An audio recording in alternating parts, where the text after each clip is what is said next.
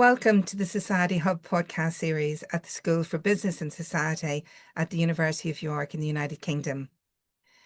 Today we are continuing our mini-series, Theatre, Acting and Education, in which we focus on providing viewers and listeners with an insight into innovative approaches to education and learning in the lecture room at the University of York in the United Kingdom. In particular, the theatrical performance and acting approach to teaching human resource management. This approach is aimed at giving students an immersed experience of working in HR before they graduate, all within the safety of the lecture room. This is the second podcast in the mini-series, and I am delighted to welcome Dr. Kevin Tennent, reader at the School for Business and Society in York, to speak on the innovative approach adopted within the school through the use of HR scenario-based plays to enhance students' understanding of HR before graduation. Kevin is an experienced international leading academic in the history of management, having published widely on sport and business, and is one of the few people globally to have had access to FIFA's archives in Zurich. But in addition, Kevin is also extremely experienced in teaching and learning and a huge supporter of innovative teaching practices in higher education and ensuring they're underpinned with a quality approach. Kevin, you're very welcome. It's great to have you with us. Thank you, Sinead. Thank you for having us on. Not at all. Great, really, to have you during this time, Kevin. And before we start into our discussion, Kevin, would you like to introduce yourself in your own words? Because I know listeners and viewers would really appreciate hearing that from yourself. Yes, I've been at York since 2012. I taught management studies since 2010. While I've been at York, I've been leader of various modules, mostly in international and business strategic management kind of field, so international management, strategic management. But also experimented with introducing management and business history to the curriculum. So I had a third year module. Now I'm teaching on a first year module with Professor Leah McCann. And yeah, so we're working on introducing that into the curriculum. And then I've been variously a program leader, deputy head of undergraduate. I was director of teaching and learning during the pandemic. I did the CABS course in teaching and learning leadership at that time as well. More recently, I introduced AACSB Assurance of Learning as well to SBS. So I've done quite a lot of different things over the years in teaching and learning. Fantastic. I published a paper in management learning in 2020 as well about using archives in management learning. So I've got quite a big interest in using kind of arts and humanities methods, if you like, in management learning and education. Fantastic. And I know just how busy you are as well at the minute, Kevin. So it's doubly great to have you with us and for you taking your time out of your busy schedule to be with us today. And what you said there as well about your previous leadership roles, particularly in terms of undergraduate provision, but also Director of Teaching and Learning in the past, as well as your vast experience in the accreditation process as well, which is why I knew you would have so much insight into the whole importance of quality provision, particularly around assessments and innovative assessments. So thank you so much for that, Kevin. And just to get us started, it might help listeners and viewers to know that you and I have begun a collaboration through a theatre and acting-based HR module in the School for Business and Society here at the University of York in the United Kingdom. And we've also worked together through a number of those roles in the past, particularly with a shared interest and focus on quality. Kevin, you're also the moderator of the module that we collaborate on. And for some listeners, that's a quality champion, as it were, on theatre-based HR module. For the benefit of listeners and viewers, how have you found the overall process of a theatre-based business HR module, please?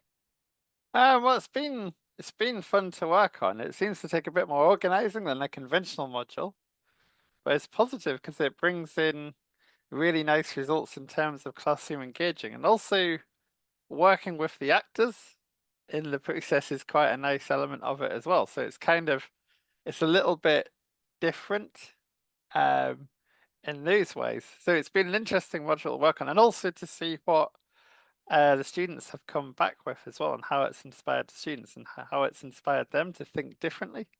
Yeah, you mentioned a lot of key things, and it's Mm. really helpful that you've picked up on just the level of organization that goes on in the background Mm. to make sure that such a new module, but an innovative module, works really well. And also, you mentioned the amount of collaboration that we do, not just between you and I, you as the moderator, me as the module leader, but also we have the privilege of working with a great team of actors as well, which is fantastic. And just seeing that whole process work is really great. So thank you so much for that, Kevin. Just moving on to the next question, if I may. Viewers and listeners would be aware that theatre and acting forms part of the curriculum at many universities globally, but it is usually situated in the Faculty of Arts and Humanities in most universities, where there tends to be a range of professional degrees on offer for those wishing to pursue a career in theatre and acting. But perhaps less well known to listeners and viewers is the fact that theatre and acting are used in the lecture room to enhance student learning on other specialist modules, such as in HR and business education. And that forms part of the Faculty of Social Science. And importantly, an area for which you are the moderator. While the term moderator may be familiar to those of us working in the university, but some listeners and viewers may be less familiar with that term. And I've mentioned earlier it is linked to quality, but can you say a little more about the role of moderator and why it is important, particularly with a new and innovative module such as a theatre and acting based module in business? Yeah, so the role of a moderator generally in a university is to oversee the robustness of the process of assessment on a module. So it used to be that we double marked everything. And nowadays, with the number of students involved, that's impossible to, or very difficult to achieve. So what we now do is we have a process of moderation where a second member of staff tries to oversee the academic integrity, if you like, of the work. So it's kind of, but not quite, a kind of a check on the markers as well as on the student Mm. work. So there's kind of two levels to it. So it involves both, or certainly the way we do it at York, it involves both the setting of the assessment and the marking of the assessment as well. So the first thing to think about is whether the assessment's appropriate for the level of the learners, and does it fulfill the learning outcomes of the module. So every module has 2 or 3 or more learning outcomes, up to maybe 6 learning outcomes, and then does the um, assessment. So in this case, does the assessment of the students kind of watching and interacting with a theatre kind of performance and then writing about it, does that fulfill the kind of learning outcomes of the module, if you like? And is that appropriate for the level of the learners as well? So in this case, it was kind of third year undergraduates that we worked with, and so we'd have to think about that. And is it kind of aligned to the level of people leaving the institution essentially and getting ready to go out to work? And does the kind of actual marking and the awarding of the final marks kind of reflect the quality of the student work done? Has that been done fairly? And also importantly, has it been done consistently? So Mm. if somebody mentions the same things or has similar kind of, recite similar things, make similar arguments in one paper, and after 30 scripts have been marked, do they still get 75 when somebody else gets 75, and that kind of thing. So it has a quite an important role in ensuring the integrity of that. Absolutely. And it's for the sake of the students that that's done, and it and also helps to avoid things like appeals, perhaps resits, perhaps other kind of what leads to kind of pastoral problems for students, kind of otherwise. You might say keeps the external examiner happy as well, but so there's Absolutely. a Really there's a important. there's a final level of checking by the external examiner, but it's kind of important to try to stop any possible issues getting to the external examiner as well. So yeah, so it's that whole thing. It's considering setting the assessments and the pattern of marking. The way we do it at York is quite robust actually, compared to some institutions that you see as an external examiner. So yeah, so it considers all high and low marked assessments and all borderlines in doing that. Yeah. Fantastic. And what's really interesting about what you've just shared with us, Kevin, is you use the word appropriateness, that Mm. assessments need to be appropriate for the level at which they're pitched. And ultimately, it's to benefit the student and to ensure that the next round of quality enhancement from an external examiner is aligned as well. So there's a real sense of a detailed process going on, and that aligns very nicely with what you said at the start of the podcast about the amount of planning and organization that goes on in the background for the modules, not just about teaching, but also about the assessment and the quality assurance. So that's really, really helpful. And while these processes are in place for all of our modules, as you rightly said, at the University of York, it is particularly an important focus and quite a detailed process that we go through. And that's really important, particularly when there's a new module, such as this theatre-based module as well. So that's really helpful, Kevin. Thank you so much.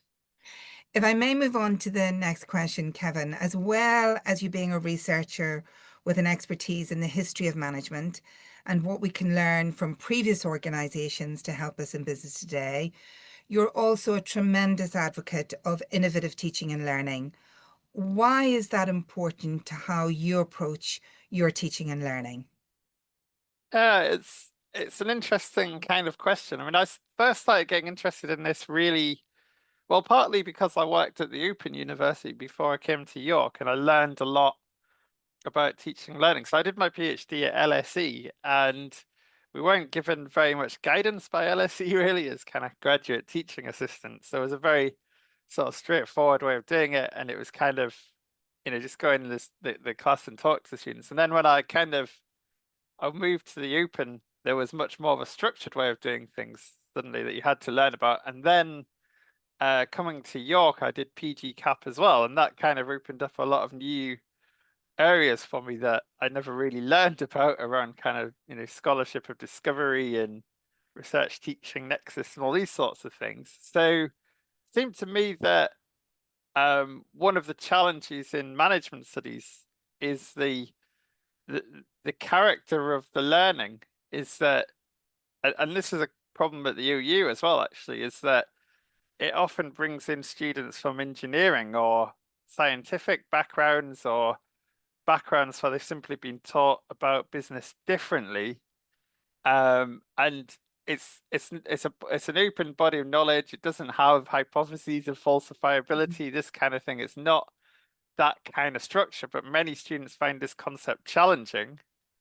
And they want to sort of find, they want to avoid embracing that or find it difficult to embrace, or they want to find kind of straightforward prescriptions or straightforward ways of doing things. So yeah, so the ways of encouraging kind of or ways of encouraging discovery-based learning from different approaches, and also discovery-based learning that is not just kind of repeating the same kind of Mm. ways of teaching as well. So management studies, a lot of the ways that people teach aren't really that interesting, and there's so this is one of the other and obviously students all want kind of Apple or whatever as well, right? And they want to learn about these big companies, but how is that always kind of beneficial? One of our problems is actually not having a lot of access to a lot of information about contemporary practice often as well.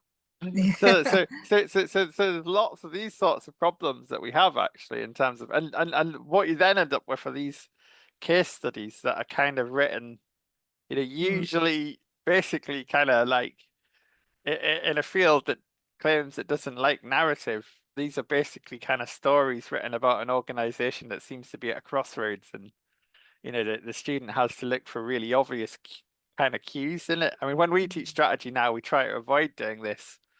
We give them papers from actual journals like business history, and we use and there's one that we use from the Journal of Popular Culture actually, in the history of management course now, um, about a Ford car in the 1950s that Ford introduced and it failed in America. And it's quite an interesting kind of story. It's not a contemporary story, but it has resonance, I think. So yeah, Okay. so to go back to where, yeah, so I think it's trying to find interesting things as well that are different challenge what the students expect to see and expect to do. And one of the things about the case-based approach is that the students don't always kind of engage with it anyway. They don't always read what they're given. They don't always kind of know what they're looking for. Sometimes there's a danger, we're talking about discovery-based learning, but there's a danger that actually because these case studies are kind of booby-trapped, if you like, with the sorts of answers that the students are like, well, the lecturer's looking for an answer, but I can't really see it in there. And this kind of, it gets reduced comprehension, things like this. So this kind of these kinds of exercises are nice in that they're different. And this kind of theatre-based learning is a good extension of that, in that it's much more kind of open and it teaches students to be more comfortable with it as an open body of learning, I think. And so much to unpack there as well, Kevin. I wish we had, double the time to go into more detail. But a few things I'd really like to pick out for listeners and viewers, and that is, you mentioned that as well as your academic expertise in the history of management, and Mm, where that can teach us so much about how business can improve and what we can learn from organizations in the past. And you mentioned mm, Ford.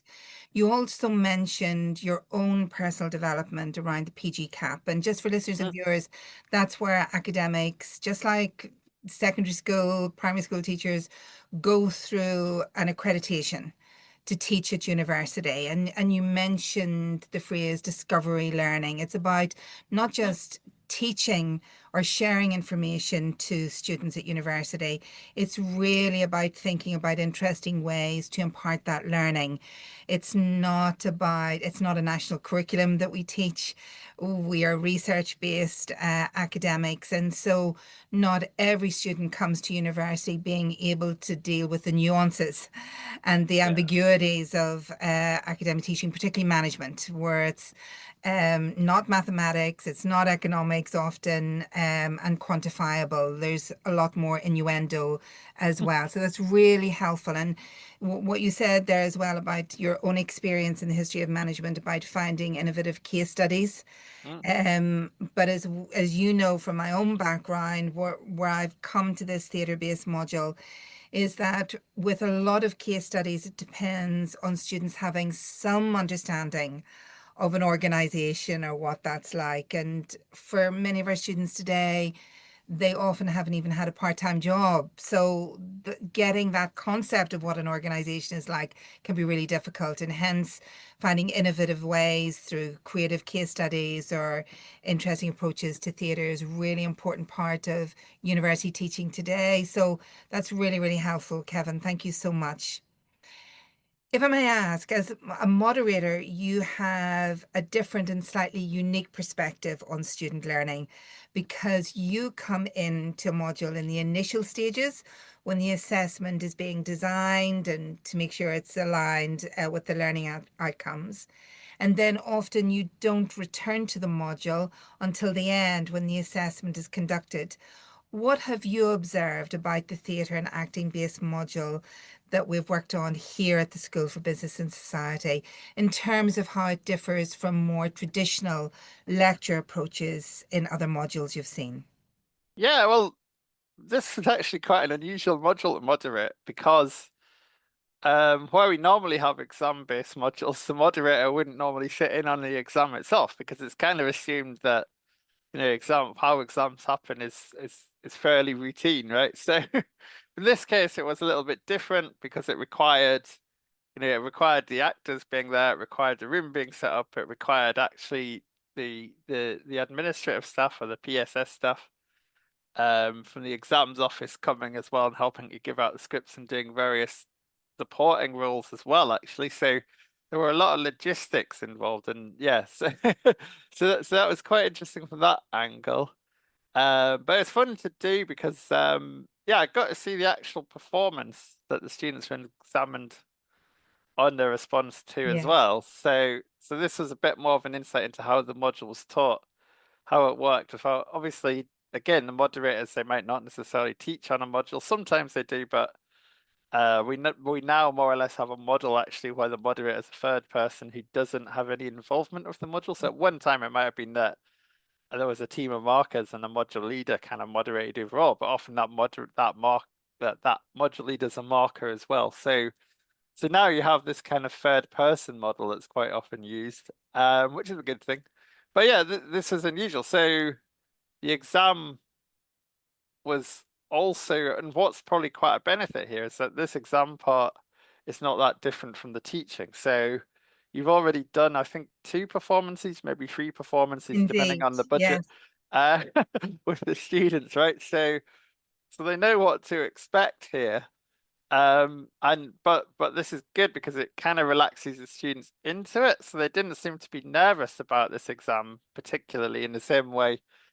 I've known exams where, students have kind of, almost had heart attacks over it or panic attacks. So there's none of this kind of Absolutely. issues around it in the same way. So the play itself is quite good. It's funny. It's kind of quite relatable because it's about. So in this case, the idea is it's basically a botched job interview Mm. where the employer forgot that the interview was happening and isn't really kind of prepared for the interview, and he kind of pulls in a secretary who is also not really very prepared for it, and it kind of Mm. goes downhill from there. So the students have to deconstruct this. There are amusing elements about it, maybe more serious and disturbing elements, if you like, around what happens as well. But yeah, but it gets the students to think about again the kind of open nature of that, and it allows them to think about, well, okay, how might they have done it better? Mm. But also importantly helps them realize there isn't maybe one correct approach either, which I think is important. I think what's really interesting, because when we embarked on this journey, on this particular module, I was really keen that as part of the assessment that you would be in the room, because I really felt that that was important. Even though there were and continue to be written outputs from the students from the exercise that I set them, but it was really important that as a moderator, I wanted you to have reassurance about what was happening in the room and that experience. And, as you rightly said, it required everyone being in the room, which was really interesting for all of us at that time. And you mentioned our admin and PSS colleagues and professional support colleagues. So that whole experience has just been wonderful as well. So thank you so much for highlighting that, Kevin. Um, if I can move on to the next question, Kevin, what we're not saying here is that the traditional lecture approach to university education is over, but rather it's being added to, it's being enhanced in many ways. In what ways would you say this approach to teaching at university adds to the more traditional teaching and learning approaches that listeners and viewers may be more familiar with? Yeah, so it brings a deeper, I'd say, possibility for reflection and critical thinking. So the case study approach has some elements of that, but in this case, it's on front of the students. It has potential for interactivity. So what happened was that they had a set amount of time. I think it was 45 minutes. They went through the play, which is something like 15 minutes once, and then they you drew a student out at random and then asked them to sort of suggest how it might be done differently. And then I think they did that twice after that. So it allows for some interactivity. Not everybody can do it, but at least it has some sense of how the scenario might have played out differently. Mm. The good thing about what the actors did as well was that they still, because one of the things that people underestimate about professional actors, I think, is that they're very good at getting into character. And one of the big selling points of this approach is that, you can have students role playing things if you want to, and I've tried that in the past, but they're unlikely to be able to relate to the characters or build them up in the same way. Whereas the actors, when we first arrived there in the morning, or when I first got there, the actors are already there. They're trying to, they're already kind of getting into character. They actually spend time sort of thinking about this. And so so when the students suggesting it a different way, then the actors still manage to find ways to put those characters into that and still take it off the course that the students might expect. And I think that's kind of quite interesting, and they get the dynamic between the characters going in unexpected ways. So they're very good at kind of improvising what might have happened Indeed. differently. And I think this is good. So it has relatability, but also has that potential to unsettle. That's Mm, really important in university education generally. So it leads students away from the assumption that companies always do recruitment in the right way, So they might look again at a firm like Apple, right, and assume that they would always do recruitment in the right way in this sort of certain style, right? But obviously, what do we learn here is that it's often badly briefed. There's not much time for it. It has to be done alongside everything else. Often it's kind of forgotten about. Maybe it's not as strategic as it's kind of made out. All these different kinds of issues there. It always has to be done in the background of something else because obviously it's a time thing. If somebody's doing an interview, then they're not doing another job that they could be doing, and all these sorts of issues that are there. So students, and one of the things students often say is they say, "Oh, well, we want to learn about real world organizations or something like this," or but real world practitioners are extremely fallible.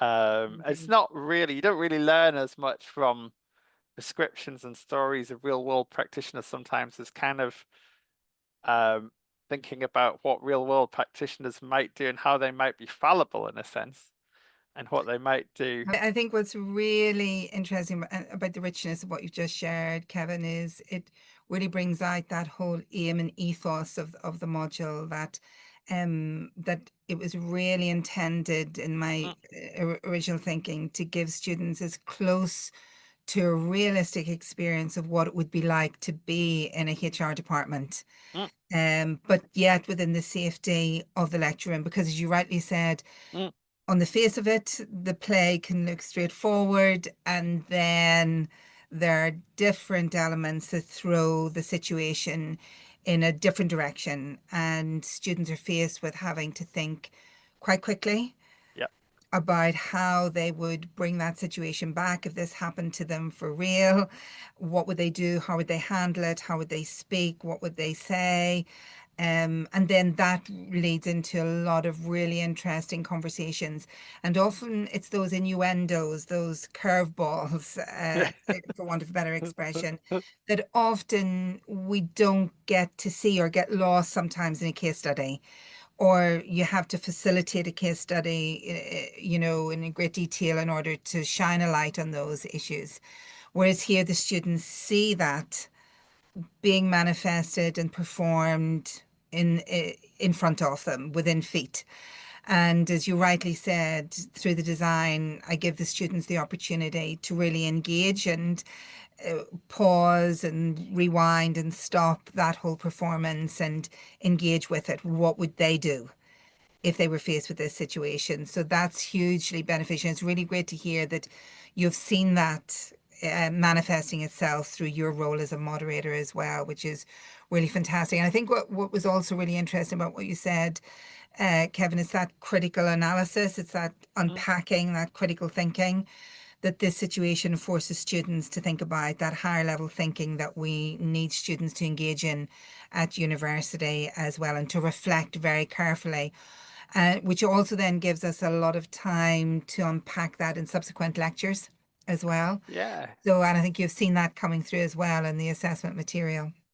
yeah. I thought that, yeah, one of the nice things about it actually is that a lot of what students sort of been educated in around interviews and that kind of thing will be seeing it from the perspective of the interviewee. But Indeed. this is actually quite good because it sees it from the perspective of the people doing the interviewing, right? And Yeah. actually, it reminded me of my experience of interviewing people myself more than it did my experience of being interviewed. Indeed, Yeah, absolutely. I And think yeah, it almost gives students that 360-degree perspective of what happens in a recruitment room as well. And while we use other scenarios as well, I think this is the type of scenario that's probably most common and will be most familiar to listeners when they think of human resources and what we might be teaching students as well. So, and I think that's really important to say that it's not just about the candidate, and it's not just mistakes that candidates make. Sometimes professional interviewers make yeah, mistakes as well, and students get to see this for real and what has actually happened in organizations as well. So fantastic. Thank you very, very much indeed, Kevin. Kevin, if I may move on to the next question, what have you observed about the unique opportunities students have been given in the school to learn through theatre and acting of business in HR-focused scenarios? Okay, so yeah, students were very keen to participate, it seemed. So they so for an exam, it seemed they were keen to participate. So that's nice. Indeed. But also this includes students from a broad range of backgrounds and perspectives. So in some countries, the culture of education is kind of more passive or respectful than others in different ways. Um, but those randomly chosen students did suggest alternative approaches that the actors worked with. And they said that the actors did an excellent job within that of singing characters well. And this is all despite the kind of small scale nature of the performance. So this is literally Mm, like three chairs set up in a table, right? It's it's kind of absorbing for the students. It brings them in. absolutely. It involves them in a way that's much more yeah, it's much more consuming in a sense than just a lecturer talking to them about it or something like this. And it lays the emphasis on a process of demonstration. So it's not a text-based approach. And by doing this, it stimulates participation from the students. It might appeal more as well to some students who don't have a kind of a text or reading-based learning style or something like this. Something underestimated in universities, I think. So yeah, and it's also experiential, right? So the play is quite funny, yes, but it's also quite frustrating. Mm, Particularly the way in which the kind of the main, the interviewer character kind of, he doesn't really get to the kind of the, so he doesn't really get to the interview. He doesn't get to the questions. He's kind of very slow in getting going kind of thing. And he starts asking inappropriate questions as mm, well, if I remember, about whether or not the candidate has a family and things like mm, this, right? So absolutely. so there's a sense of all of these sorts of things that come out of it. But this creates sympathy as well for the students with the actors on the stage.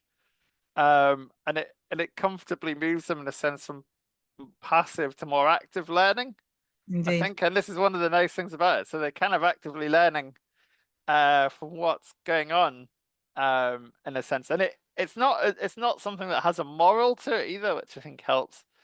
It Absolutely. is kind of open-ended.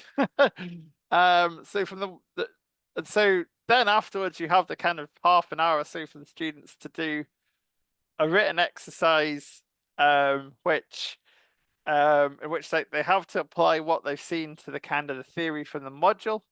So that builds the academic kind of integrity or theoretical integrity in, if you like. And yeah, that helps them think about the theory and the assumptions of the theory, because again, the ideal types of theory and behavioral theory and all these kinds of things. Well, what have they seen that might be similar, might be different, might help them to better understand it or think of it differently. One of the things about theory as well is that it can be quite hard for students to get, that kind of threshold concept, or they can be trapped in a sort of liminal zone trying to understand how theory applies for a long time, right? And something like this, I think, is quite good at helping them to understand this, or to connect with something and get their heads around it, essentially. So it's a Absolutely. vivid example, reflect it from. So hopefully, one of the things that is done here is it's taken students away from a linear model of learning, right? And it's opened their minds to the unexpected, which is sometimes quite difficult with students from some cultures, particularly. But even with those educated in the UK, sometimes it can be difficult to encourage them to think differently from how they've been taught as well. Um, Absolutely. so because they've often been taught, to very closed syllabuses and things like this. So yeah, so there's a good culture there, and kind of encouraging them to think a little bit differently and more innovatively and all of these kinds of things. Wonderful. And if I can come to one of those last things that you said, Kevin, and I want to pick up on a few other really important things you've said, is it moves that level of thinking Mm. away from a rote learning. Oh, this is what the lecturer gave us last week, and this is what I must learn, and this is the framework, and I might be asked this in a question, that sort of, reflect, wrote, repeat, that Mm, linear approach. And but it opens them up to sort of those challenges. And you mentioned the physical proximity, which is a really important yeah, yeah. approach that I put into sort of the whole design of the room, that the students are actually really close to the situation. They're not in it initially in the beginning. They can choose to be in it if they wish. And that gives a sense of sort of the reality, the emotion. And you mentioned that at times it can be very frustrating for them. And it's really encouraging because the students then say, I can't believe an interviewer is taking this approach. And so when we ask them for input, many of them are just really enthusiastic and are, up for giving really constructive feedback as to how the scenario should be changed, which is really fantastic as well. And that whole sort of enhancement of the skills and the learning, moving beyond a national curriculum as well, which is really, really helpful. So thank you for that, Kevin. That's really, really insightful. If I may move on to the next question, Kevin, would you say this approach helps students beyond the module and could have benefits for their employment? Yeah, so it's really important because it it's distinctive, right? So it's stimulating kind of reflexivity in the students, really. So you can think about critical kind of reflexivity, which is a kind of a building of a sense of self-awareness for the student, right? Mm, So a lot of students struggle with relating these kinds of ideas to themselves and thinking about how they kind of participate in these sort of structures, if you like. So it's important in kind of stimulating the reflexivity in the students so that you can have first order kind of critical reflexivity where they can deconstruct what happened. So they thought they can think about, well, what should happen in the play, what shouldn't have happened in the play. And it makes them aware, think about the kind of languages, practices, the actions involved in these kinds of HR practices, but can also help in the second order of critical reflexivity as well. So this is where learners progress from that awareness to think about how they could be complicit as practitioners. So after they leave the university, they'll be hopefully involved in interviewing people, even if they don't work in HR roles, right? Not all interviews take place in an HR formal scenario or involve an HR department. Indeed, that's the case for this play, where it's a small garden center or something like that, right? So it's not a massive organization that has a formal HR function, right? Or it's not set in one. So it helps in this idea of students being able to think about how they might be complicit in the construction of these kinds of practices as well, and the actions, the kind of moral dimension related to it. So getting morality and the idea of business ethics and absolutely. what's the right thing, the wrong thing, or something that might be constructed as right or wrong in a sense, rather, into kind of business teaching is actually quite difficult. And this is this is one of the Absolutely. problems. That's why we see so many kind of unethical management practices, right? So the moral and a lot of kind of, if you look at a lot of MBA teaching or a lot of business undergraduate teaching, a lot of it doesn't really talk about morality. I mean, at York we were a bit different and we start off with foundations of business ethics, but a lot of institutions don't kind of lead it in this way. But it gets something about the subjectivity they bring, the interpretation they bring, and it makes them much more comfortable with kind of interpretive knowledge in general. So this is important because then it builds kind of praxis and a sense of, so one of the things that students might find was often kind of reported on by researchers, certainly in strategic management that I'm aware of, and I imagine HR is the same, that so when they do an MBA or they do a degree and they go out in the world, they start to practice strategy, if you like. Strategy and practice researchers find that managers don't really sit down and kind of do a SWOT analysis or whatever they do. Right, so they don't really Absolutely. use these ideas. And what's really encouraging about what you said, Kevin, is that s- quickly the students realize they're getting exposure to something quite unique. Yeah. I constantly remind them from the outset that it would probably take a few years after graduation Mm, in their careers before they'd be exposed to this level of detail and awareness. And one really positive piece of feedback, and we get lots of really positive feedback. The students really enjoy the module. But one interesting piece is that they're surprised at the level of detail that they need to be alert to and Mm. aware of when they're thinking about working in a manager-employee situation.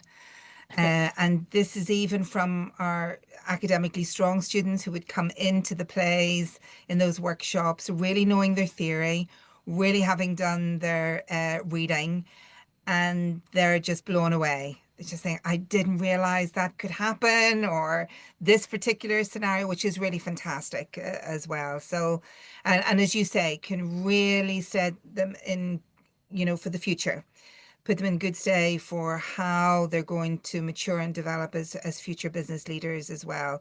Because that reflexivity, that whole application of theory is crucial within organizations today. It doesn't just end when students graduate. So that's really helpful, Kevin. Thank you so much. If I may ask, there may be some listeners and viewers who are considering applying to university or who have just accepted a position at university, and they may be learning about this approach to teaching for the first time. What advice would you offer to them?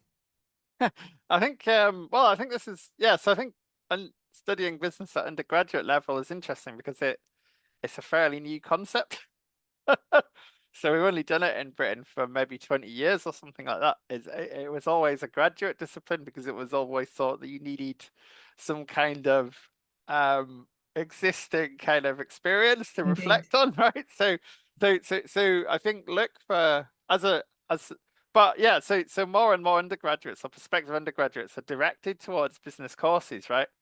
Because it's thought that that has better employability prospects. And I think what I would say is that when you're looking for different institutions, is kind of look for institutions that maybe would use alternative approaches or be innovative like this.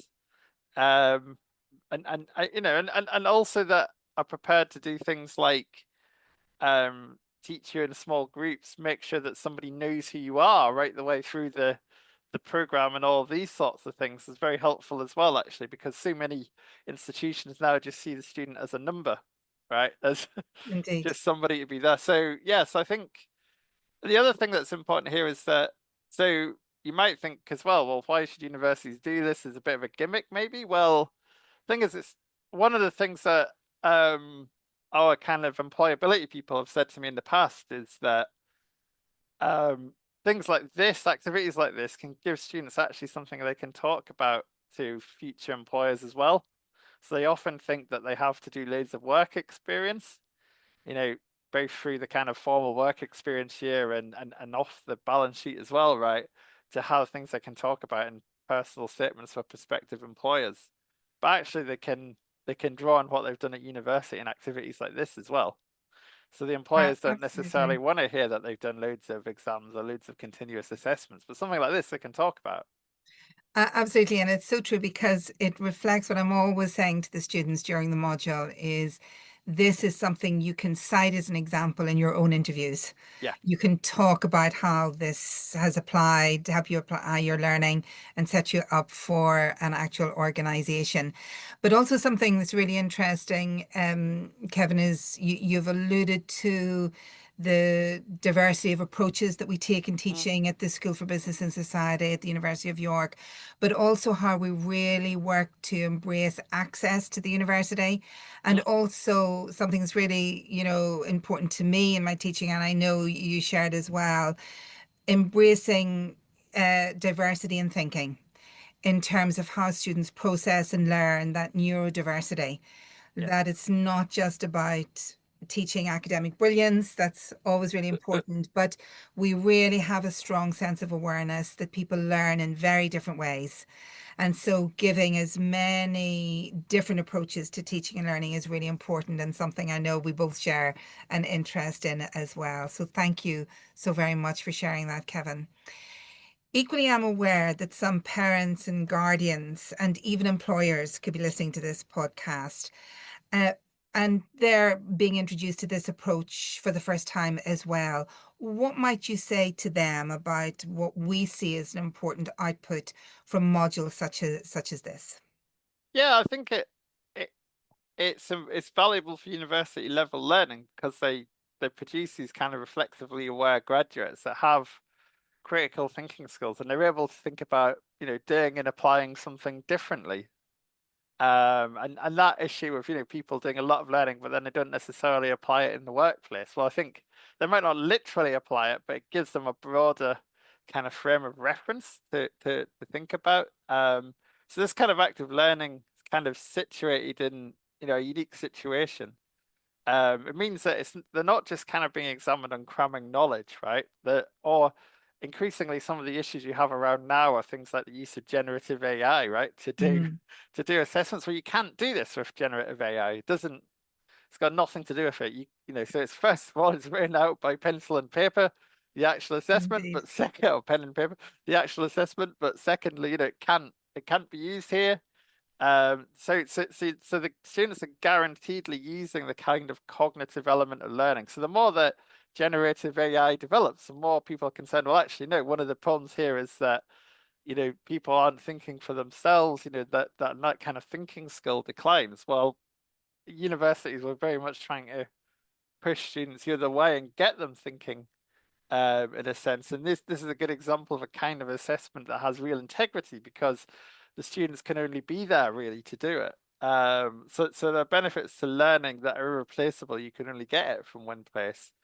And this is an approach that actually allows us to build some of that kind of lived experience. So it's not quite bringing the sort of university of life into the university, if you like, but it's trying to kind of gain some of these ideas of experiential learning and then kind of meld it with academic learning and that hybridity, if you like, that you get from that is really helpful for Absolutely. us. Yeah. And we've talked a lot because I know we're really on common ground and shared interest here, Kevin. But absolutely, we've talked about this a lot that there's no room for artificial intelligence in this particular assessment because the student has to be in the room, and we don't permit the use of laptops or devices. But also from a quality point of view, you mentioned how we also have our professional support colleagues supporting the whole assessment process within the room. And I know that for them, this assessment design is really helpful because it's not possible to copy. There's just no scope. It is still an individual assessment where students have to give their own interpretation of what they saw and experienced within the play and draw the comparison with sort of the future reality of work and the theory as well. So it covers so many issues and addresses them in a very professional way that are really contemporary issues for higher education today as well. So it has many benefits. Really fantastic. Thank you so much, Kevin, for that. There may also be listeners and viewers, Kevin, who are considering a career in academia, in lecturing and research. What words of encouragement would you offer to them from your experiences, particularly in relation to how they can potentially create impact through a career in academia?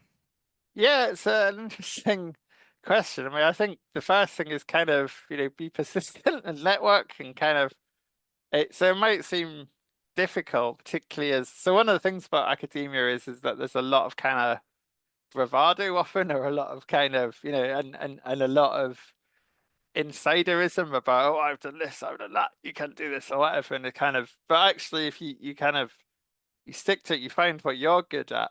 I would say network, be persistent. And for people on research intensive kind of tracks, it's not seeing teaching and learning as an add-on necessarily, but sources of sort of praxis, maybe in themselves, or so a lot of researchers just sort of see teaching and learning as an add-on, something they have to do, and it's helpful to get kind of more fully involved in it because at the least it can lead you to literatures and approaches you weren't aware of.